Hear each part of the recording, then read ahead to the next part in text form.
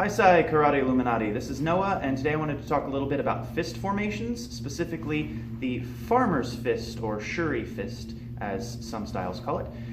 This is one of my kind of typical fist formations. I use it for most of my punching because I learned it in the first style that I practiced, and it kind of became natural for me then.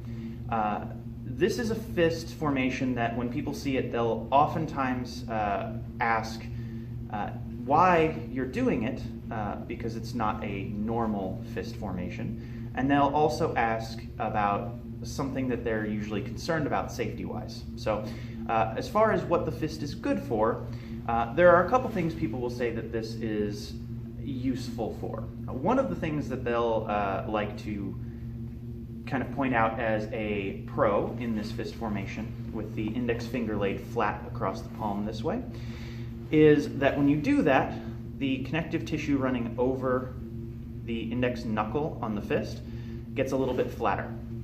I don't know that that's true for everyone. I know if I hold my finger over that knuckle and switch between the two, I can feel a difference in where that connective tissue is on my knuckle. So I can see that. I don't know how much that really helps anything, but I can see it. One of the other things that it does, though, is it helps keep the index knuckle here from actually sticking out and protruding enough to hit a target.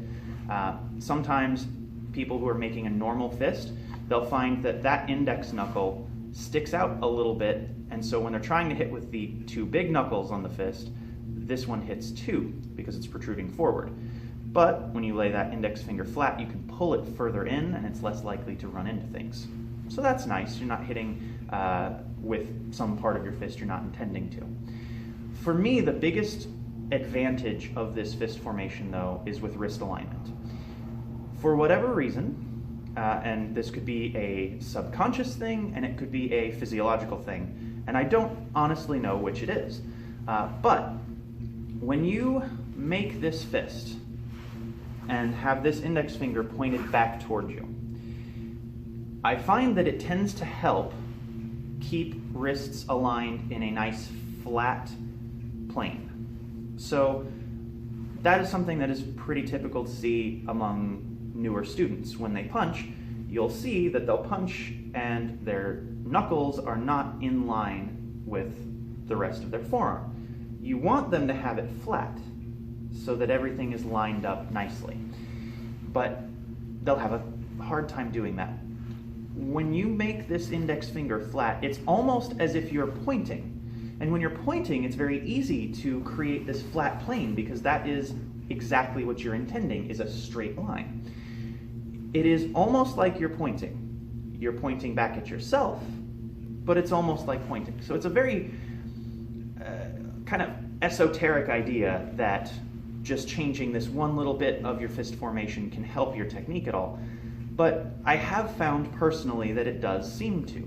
So something for you to play with. If it is something that you find helps keep that wrist nice and flat for you for when you're punching, then maybe it's a benefit to you. I will say that it's not something you're going to be able to do on the fly, in the heat of sparring, without thought, at least at first.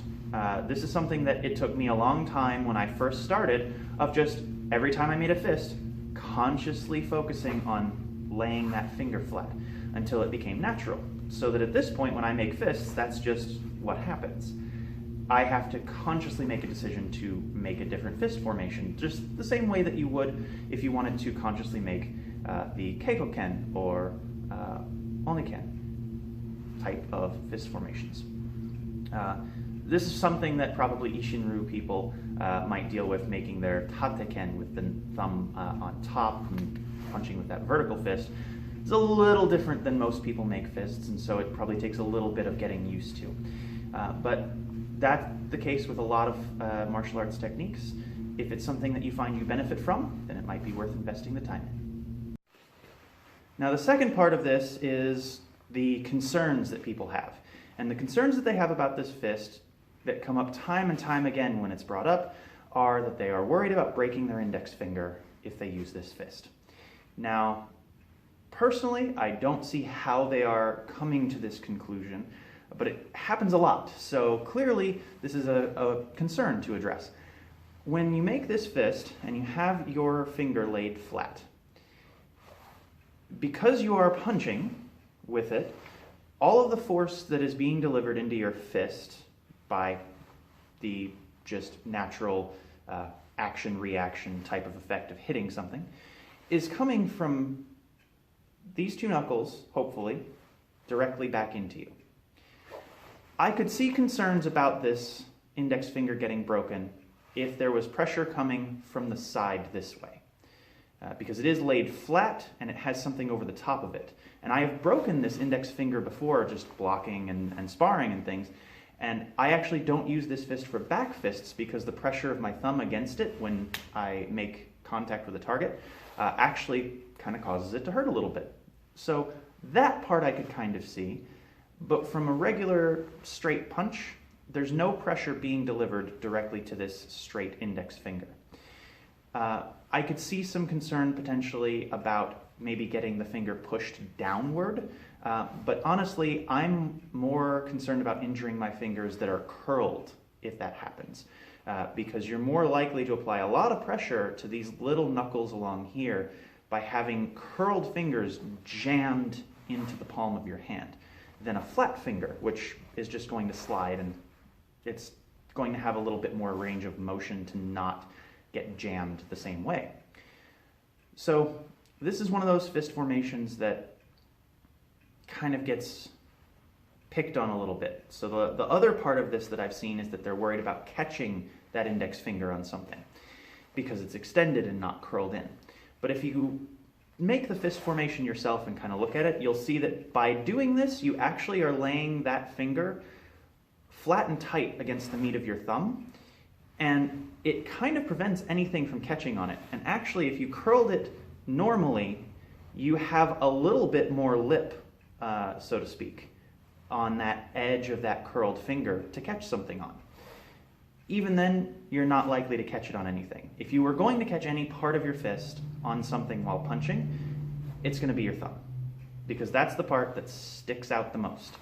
So for me, the concerns about injuring your finger in this fist are really not very well founded, and they're not really that serious of a concern.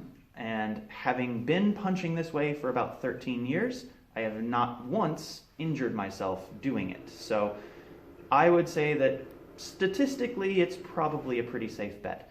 And it is, as I mentioned earlier, something that I found very helpful for me, so maybe you'll find it helpful as well.